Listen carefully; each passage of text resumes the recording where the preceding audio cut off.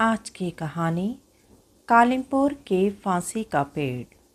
ये कहानी तेलंगाना के मेदक ज़िले के पास बसे एक ऐसे गांव की है जिसका नाम सरकारी नक्शों से मिटा दिया गया था। कालीपुर गांव के बीचों बीच पीपल का एक बहुत पुराना और सूखा हुआ पेड़ था जिसे गांव वाले फांसी का पेड़ कहते थे। निज़ामों के ज़माने में खूर जमींदार बागी ग्रामीणों को इसी पेड़ से लटका देते थे। गांव की रीति थी कि अमावस की रात को इस पेड़ की जड़ में कोई तेल का दिया नहीं जलाता, क्योंकि माना जाता था कि रोशनी देखकर वो साये नीचे उतर जाते हैं जिन्हें कभी मुक्ति नहीं मिलती। कार्तिक, विक्की और सन्नी शहर के एक कॉलेज में पढ़ते थे और वीकेंड पर विक्की के दादाजी के पुश्तैनी गांव आए थे। तीनों ही सोशल मीडिया पर गोस्ट हॉन्टिंग के शौकीन थे और अपने कैमरे पर कुछ असली रिकॉर्डिंग करना चाहते थे। गांव पहुंचते ही उन्हें उस सूखे पीपल के पेड़ के बारे में पता चला। सन्नी थोड़ा हिचकिचाता था। यार, गांव वालों ने साफ मना किया है कि रात को उस पेड़ के पास कोई लाइट या कैमरा मत ले जाना। लेकिन कार्तिक, जो अपने हाई रेजोल्यूशन DSL कैमरा को साफ कर रहा था, हंसते हुए बोला, अरे यार, जितने डरावने किस्से उतने ज़्यादा व्यूज़। आज रात हम वही चलेंगे और कैमरे के नाइट विजन मोड से देखेंगे कि वहाँ क्या है। रात के ठीक 12 बजे जब पूरा गांव गहरी नींद में सो चुका था, तीनों दोस्त चुपके से घर से बाहर निकले। हवा में अजीब सी सिहरन थी और कोहरा इतना घना था कि टॉर्च की रोशनी भी रास्ता नहीं दिखा पा रही थी। जब वे उस विशाल सूखे पीपल के पेड़ के पास पहुंचे तो उसकी लटकती हुई सूखी जड़ें अंधेरे में किसी फंदे की तरह लग रही थी। पेड़ के तने पर अनगिनत काले और लाल धागे बंधे हुए थे, जिन्हें देखकर ऐसा लगा था कि जैसे किसी ने बुरी ताकतों को वहाँ बांधने की कोशिश की हो। कार्तिक ने अपना कैमरा ट्राइपॉड पर सेट किया और रिकॉर्डिंग ऑन कर दी। हेलो दोस्तों, हम इस वक्त कालीपुर के सबसे खतरनाक पेड़ के सामने हैं। वहाँ कैमरे के सामने बोलने लगा। तभी विक्की ने पेड़ की एक ऊंची डाल की तरफ इशारा किया। कार्तिक, सन्नी, ऊपर देखो। पेड़ की सबसे ऊंची और सूखी डाल से 3 लंबे पुराने फटसन के रस्से के नीचे लटक रहे थे। डरावनी बात यह थी कि वहाँ कोई हवा नहीं चल रही थी, लेकिन फिर भी वे तीनों रस्से इस तरह धीरे धीरे हिल रहे थे कि जैसे कोई उन्हें ऊपर से झूला झूल रहा हो। और सूखे पेड़ की लकड़ी से अजीब सी चरमराने की आवाज़ आई। सनी ने घबराकर कहा, भाई, मुझे ये जगह कुछ ठीक नहीं लग रही है, चलो यहाँ से भागते हैं। तभी कार्तिक की नज़र कैमरे की व्यूफाइंडर पर पड़ी। कैमरे का ऑटो फोकस फीचर पागलों की तरह काम करने लगा। स्क्रीन पर एक के बाद एक 3 रेड रेक्टर्स उन तीनों खाली लटकते हुए फंदों के ठीक बीच में बन गई। कैमरे की डिजिटल लेंस को वहाँ 3 चेहरे दिखाई दे रहे थे जिन्हें इंसानी आंखें नहीं देख पा रही थी। कार्तिक, कैमरा बंद करो जल्दी, विक्की चिल्लाया। लेकिन कार्तिक का हाथ जैसे कैमरे के शटर बटन पर जम चुका था। उसने जैसे ही कैमरे की स्क्रीन को जूम किया, उसका गला सूख गया। नाइट विजन मोड की हरी रोशनी में साफ दिख रहा था कि उन तीनों फंदों के अंदर 3 काली सड़ी गली गर्दनें फंसी हुई थी। उनके शरीर हवा में अदृश्य थे, लेकिन उनके चेहरे कैमरे की स्क्रीन पर साफ थे। उनके चेहरे मांसविहीन थे, आंखें बाहर उबली हुई थी और जीभ बाहर लटकी हुई थी।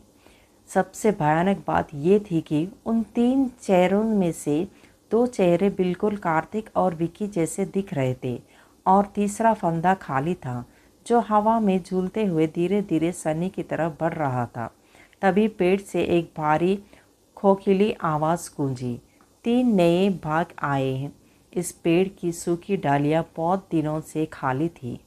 इससे पहले कि वे भाग पाते, पेड़ की सूखी जड़ें अजगर की तरह ज़मीन से ऊपर उठी और उन्होंने विक्की और कार्तिक के पैरों को जकड़ लिया। हवा में लटकते हुए वे अदृश्य फंदे अपने आप नीचे आने लगे और कार्तिक और विक्की की गर्दन के चारों तरफ लिपट गए। सनी भाग, कैमरा लेकर भाग, कार्तिक अपनी घुटती हुई आवाज़ में चिल्लाया। सन्नी बुरी तरह से डर चुका था, लेकिन अपने दोस्तों को मौत के मुंह में देखकर उसने ट्राइपॉड से कैमरे को झटका देकर निकाला। उसे याद आया कि गांव के बुजुर्ग ने कहा था कि रोशनी देखकर ये साए और ताकतवर होते हैं। उसने बिना सोचे कैमरा का सबसे तेज़ फ्लैशलाइट और वीडियो लैंप ऑन किया और सीधे उस पेड़ के तने पर दे मारा। तेज़ रोशनी के चमकते ही पेड़ से एक दिल दहला देने वाली चीख सुनाई दी और जड़ें ढीली हो गई। सनी ने विक्की और कार्तिक को खींचा, लेकिन पेड़ का वो आखिरी अदृश्य फंदा सनी की पीठ को छू चुका था। क्या सनी अपने दोस्तों को लेकर उस गांव से जिंदा भाग पाएगा, या वे तीनों कालीपुर के उस फांसी के पेड़ की नई डालियां बन जाएंगे? सनी की पीठ पर जैसे ही उस अदृश्य फंदे का स्पर्श हुआ, उसे लगा जैसे किसी ने उसकी रीढ़ की हड्डी पर बर्फ का टुकड़ा रख दिया हो। उसकी सांसें थमने लगी और उसका शरीर भारी होकर आगे की तरफ गिरने लगा। पेड़ की डालियों से आ रही चरचराहट अब तेज हो चुकी थी। वे तीनों रास्ते हवा में पागलों की तरह झूल रहे थे। विक्की और कार्तिक अपनी गर्दनों को पकड़े फर्श पर हाँफ रहे थे। उनके गले पर रस्सी के गहरे काले निशान उभर आए थे। सनी, उठो, हमें यहाँ से निकलना होगा। विक्की ने चिल्लाकर सन्नी का हाथ पकड़ा।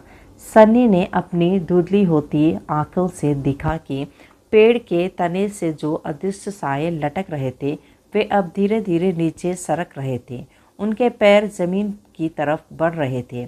अगर वे साए पूरी तरह जमीन पर आ जाते तो तीनों दोस्तों का वहां से बचना नामुमकिन था। कार्तिक का वो महंगा डिजिटल कैमरा, जिसकी फ्लैशलाइट अभी भी ऑन थी, ज़मीन पर गिरा हुआ था।